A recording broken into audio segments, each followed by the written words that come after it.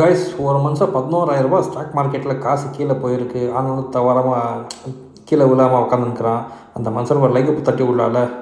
So தேவையான friends மட்டும் share பண்ணுங்கள். ஏன்னா என் போர்ட்ஃபோலியோவில் நான் டெய்லி அப்டேட் பண்ணிகிட்டே இருப்பேன். இதனால் உங்களுக்கு தெரிய ஸ்டாக் மார்க்கெட்டில் காசு போட்டால் வளருமா வளராதா, நாங்கள் செல்வந்தர் ஆகுமா ஆக மாட்டோமான்றது கன்ஃபார்மாக தெரிய வரும். ஸோ இதனால் உங்களுக்கு ஒரு கான்ஃபிடென்ட் வரும், yes we can do or not. ஓகேயா? ஸோ இன்றைக்கி மார்க்கெட்டு எங்கேயுமே போகல, அதே அடுத்த கணக்கு.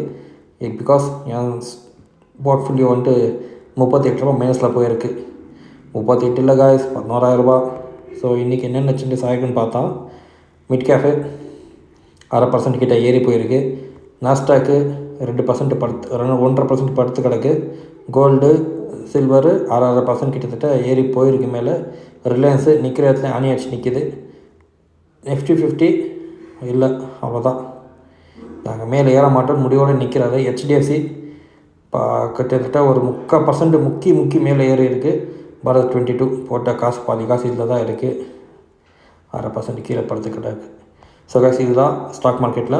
இந்த பக்கம் வந்தோம்னா மியூச்சுவல் ஃபண்டில் யூஎஸில் போனோம்னா ஒன் டே ரிட்டர்னு எதுவுமே பார்க்க மாட்டோம். Total return one day return $1/2 கால்வாசி டாலர் மேலே ஏறி இருக்குது. இதுதான் சொல்ல முடியும்.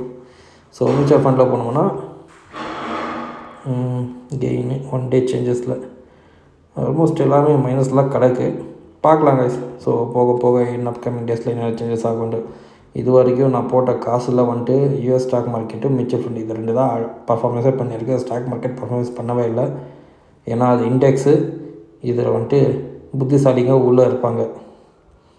ஸோ ஃபண்ட் மேனேஜர் வச்சு அவன் செய்யல இவ்வளோ ப்ராஃபிட் ஆகும். கிட்டத்தட்ட 9% ஸ்மால் கேப்பில் ப்ராஃபிட்டாக வந்துட்டு இருக்குது. பார்க்கலாம்.